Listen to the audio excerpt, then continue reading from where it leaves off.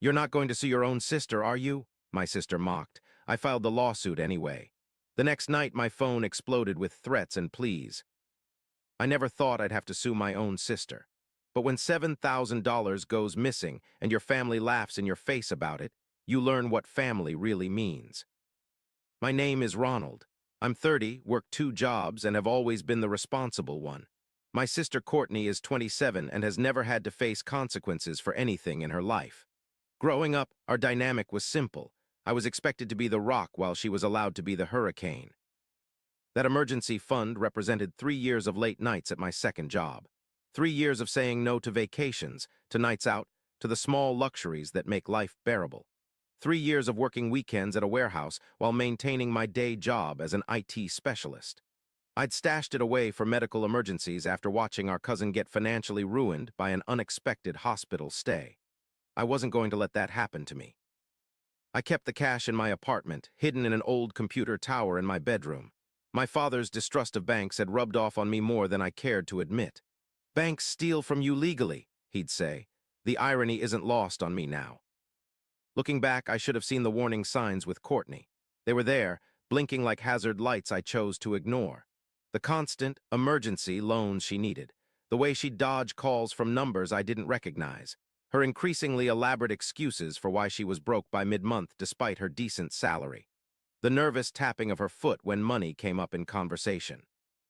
2 months before everything blew up, she'd asked me for $500 to cover her rent. Just until payday, she promised. I gave it to her, no questions asked. Payday came and went. When I brought it up, she got defensive. "God, are you seriously counting pennies with me? I'm your sister." A week later, she had a new phone, top of the line. When I asked about it, she claimed it was a work expense. I knew her company issued standard mid-range phones to employees, but I swallowed the lie because it was easier than the fight. When I had to fly out for a 2-week work training in Chicago, Courtney volunteered to apartment sit and take care of my cat, Luna. I had security cameras in the living room and kitchen, standard precaution in my neighborhood, but none in the bedroom. I never thought I'd need to protect myself from family. I remember hesitating before leaving. Courtney had been acting strange lately, jumpy, checking her phone constantly, canceling plans last minute. But I chalked it up to her recent breakup and handed over the keys. The moment I walked back into my apartment, something felt off. Luna greeted me at the door, but the place had a different energy. I did a quick scan, everything looked normal enough. Then I went to my bedroom to unpack and check on my emergency fund. My hands went numb. The room started spinning. The side panel of the computer tower was slightly ajar, and the waterproof bag containing my life's safety net was empty. $7,000 gone. I called Courtney immediately, my heart hammering against my ribs. "Hey, did you go into my bedroom while you were watching the place?" I tried to keep my voice steady. "Yeah, why?" Her voice had that same careless lilt it always did. "Did you take money from inside my computer tower?" A pause, then a laugh, an actual laugh. "Yeah, I took it, so what? I had some bills to pay." I could hear her chewing gum on the other end of the line, my voice cracked. "That was my emergency fund, $7,000, Courtney." "So, you're always saying how well you're doing with your fancy IT job. You can just save it up again." I heard her nails tapping against her phone screen. "Besides, I needed it more than you did." "I'm coming over," I said, already grabbing my keys. "Whatever. I'm heading out soon, so hurry up if you're going to be all dramatic about this." When I arrived at her apartment 30 minutes later, she answered the door in new clothes I'd never seen before. Behind her, shopping bags with designer logos sat on her coffee table. "Where's my money, Courtney?" I didn't even step inside. She rolled her eyes. "I told you I spent it on bills and stuff." "Bills and stuff? What bills cost $7,000? She shrugged. "Look, I needed it, okay? You're not going to sue your own sister, are you?" She laughed again, high and mocking. "That would be pathetic, even for you."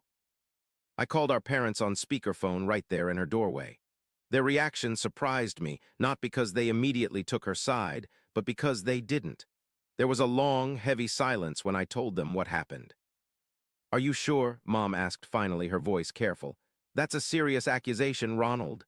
She admitted it just now to my face." Another pause. "Courtney," Dad's voice was strained. "Is this true?" "I was going to pay it back," Courtney said, suddenly defensive. "He's making it sound worse than it is." $7,000, Courtney, I repeated. My entire emergency fund. Dad sighed a long, exhausted sound. We need to talk about this as a family. Come over for dinner on Sunday, both of you. I want my money back before Sunday, I insisted. Ronald, please, Mom cut in. Give us time to sort this out. We'll figure it out together. I wanted to believe them. I wanted to think that, for once, my parents would hold Courtney accountable, but a knot in my stomach told me otherwise. Sunday dinner was held at my parents' suburban ranch home, the same house where we'd grown up. Dad pulled me aside before dinner while Mom and Courtney set the table. Look, your sister's going through a rough patch, he said in a low voice. She made a mistake, but she's still family. A mistake? Dad, she stole $7 grand from me. I know, and that's not okay, but he glanced toward the kitchen, lowering his voice even further. She's got some issues she's dealing with, financial problems. She's in over her head. That's not my problem. Of course not, but we need to approach this with compassion. Work out a payment plan, maybe. It sounded reasonable enough. Not great, but at least they were acknowledging what she'd done. I nodded reluctantly. Then Courtney showed up 20 minutes late, wearing a new blouse and carrying a designer purse that probably cost more than what I made in 2 weeks. Any hope I had for a real resolution evaporated as the evening wore on.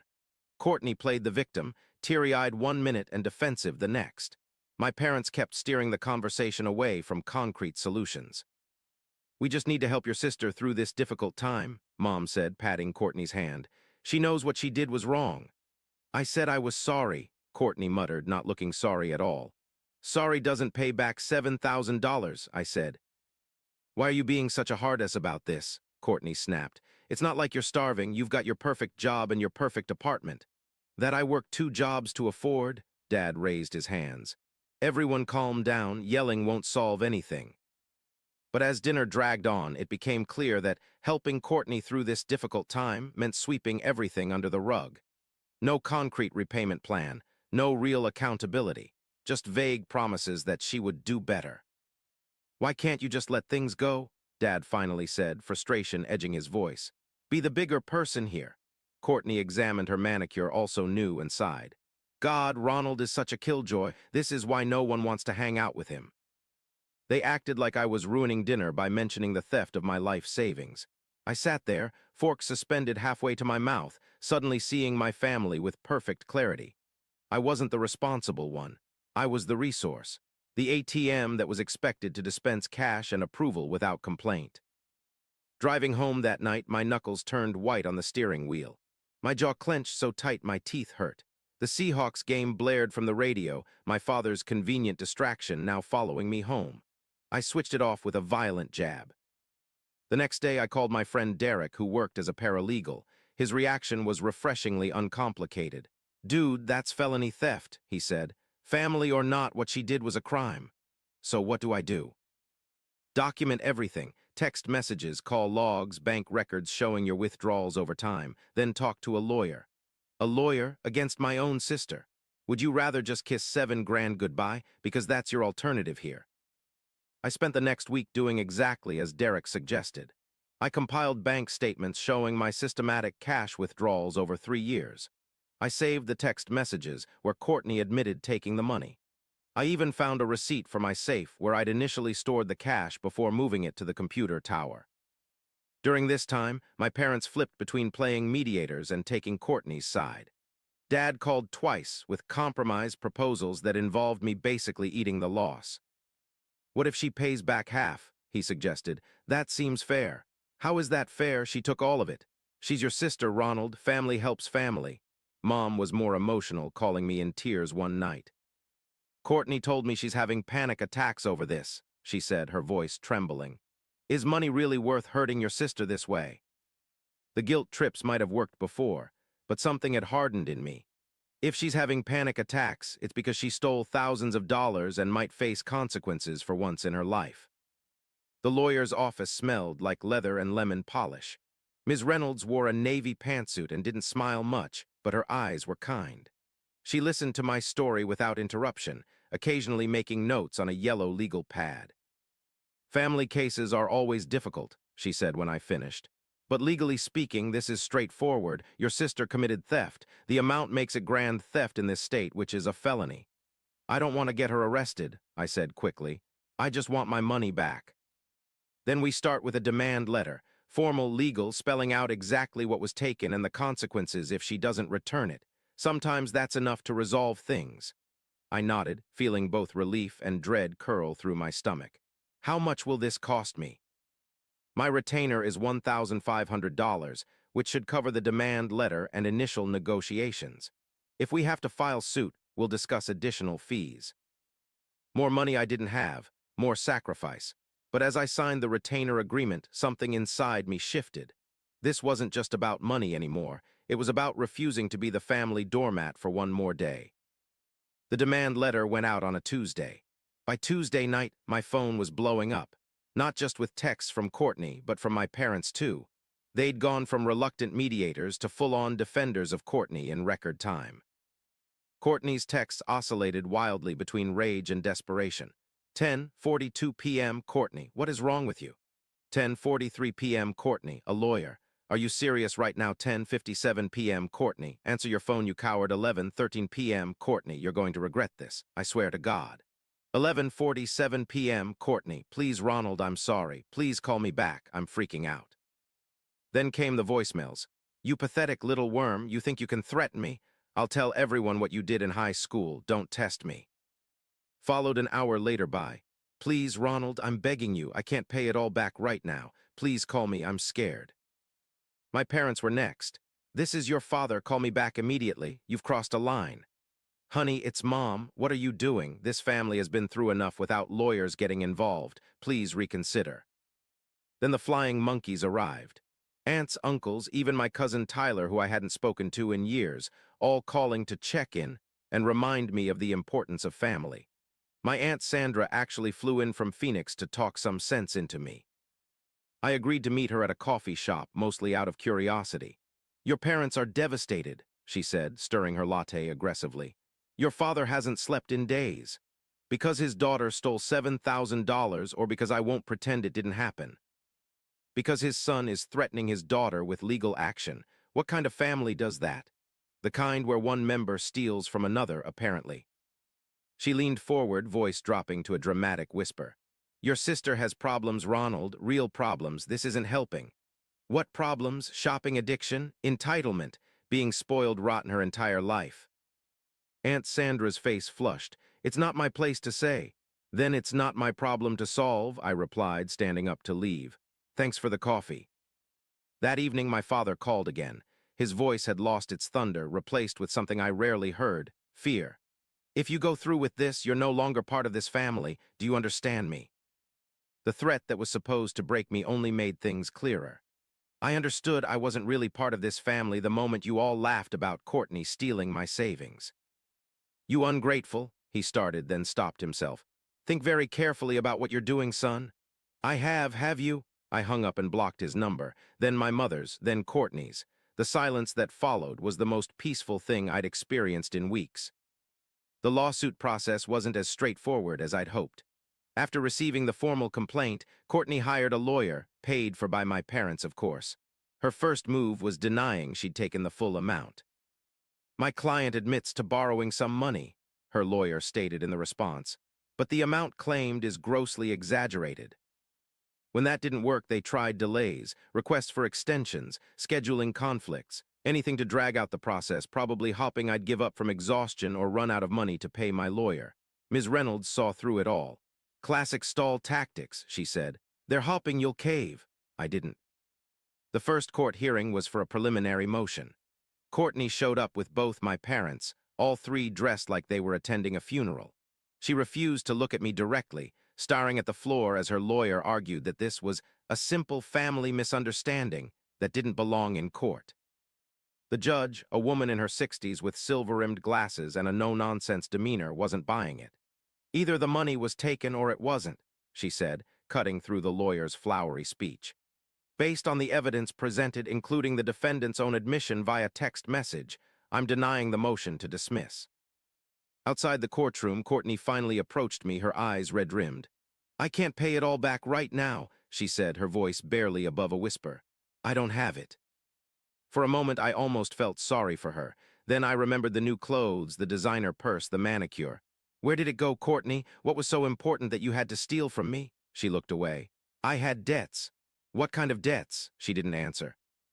During discovery, the truth came out. Ms. Reynolds uncovered the real reason behind Courtney's desperate need for cash: gambling debts. Not just casual losses, but tens of thousands owed to the kind of people who don't send polite demand letters when you don't pay. My parents knew. They'd been helping her pay these people off for months, but the debts kept growing. When they couldn't keep up, she turned to my emergency fund. They didn't just steal my money, I realized, sitting in Ms. Reynolds' office reviewing the evidence. They put me at risk without even telling me. These are dangerous people, Ms. Reynolds confirmed. Your sister's in a serious situation. My phone, which I'd unblocked for legal communications, lit up with a text from my mother. How could you do this when your sister's in danger? I texted back. How could you put me at risk without even telling me? Even after the evidence came to light, Courtney and my parents tried one last Hail Mary. They offered a settlement, $3,500 now, the rest when she's able to pay it. Which means never, Ms. Reynolds translated. They're still hoping to get you to settle for half. I declined. The court proceedings were surreal. The polished wood of the courtroom benches, the echoing acoustics, the judge's measured voice. It all felt like a movie I was watching rather than living. Courtney sat across the aisle, no designer clothes today. Her face was pale, her usual confidence replaced by darting eyes and nervous fidgeting. The judge listened to both sides, reviewed the evidence, and spent approximately 3 seconds reaching her decision. The evidence clearly shows that the defendant took $7,000 from the plaintiff without permission. Ms. Sullivan, did you take this money? Courtney's voice was barely audible. Yes, Your Honor. And do you have it to return? Not all of it. The judge nodded as if she'd expected this answer. Then the court rules in favor of the plaintiff. The defendant will repay the full amount plus legal fees. The court will issue an order to freeze the defendant's accounts until arrangements for repayment are made. Courtney's face crumpled. My parents sitting behind her looked like they'd aged 10 years. Outside the courtroom, they approached me. Mom's eyes were red-rimmed, Dad's shoulders slumped in a way I'd never seen before. Please, Mom whispered. She can't handle her accounts being frozen. She still has rent to pay. She should have thought of that before taking my money, I replied, surprised by the steadiness in my voice. We can work something out, Dad said, his authoritative tone now gone. A payment plan between us, no need for the courts to be involved anymore. There's already a judgment, it's done. Ronald, please, my mother grabbed my arm. We're family. I gently removed her hand. Exactly, and family shouldn't steal from family or cover it up or blame the victim. In the months that followed, Courtney struggled to meet the court-ordered payments. She sold her designer bags and clothes on consignment. She moved out of her luxury apartment into a studio half the size. She took a second job as a delivery driver. I watched her Instagram presence dwindle from daily posts about brunches and shopping trips to near silence. Through mutual friends, I heard she was seeing a therapist for her gambling addiction, that her new place was sparse but clean, that she was learning to cook instead of ordering takeout. When the final payment hit my account, the full $7,000 plus $2,300 in legal fees, I dropped the case immediately as promised. I kept my word. They hadn't kept theirs. The invitations started coming a few weeks later. Sunday dinner, Mom's birthday lunch, a casual barbecue, text messages with forced cheerfulness. We miss you. Family game night won't be the same without you. Come on, water under the bridge, right? I never responded, never explained, I just didn't show up. 6 months after the court case, I'd rebuilt my emergency fund completely. I'd moved to a new apartment with better security. I'd started dating someone who respected boundaries and believed in consequences. I'd found peace in setting limits and walking away from people who couldn't respect them. I ran into Courtney at the grocery store on a random Tuesday. She looked different, thinner, less polished, but somehow more present. Her eyes, when they met mine, showed recognition but not entitlement. Ronald, she said, adjusting her shopping basket. How are you? I'm good, I replied. You? Getting there, she paused. I'm 9 months clean from gambling. That's good. An awkward silence stretched between us. Well, she finally said, take care of yourself. You too, Courtney. We moved past each other like distant acquaintances, which is exactly what we had become.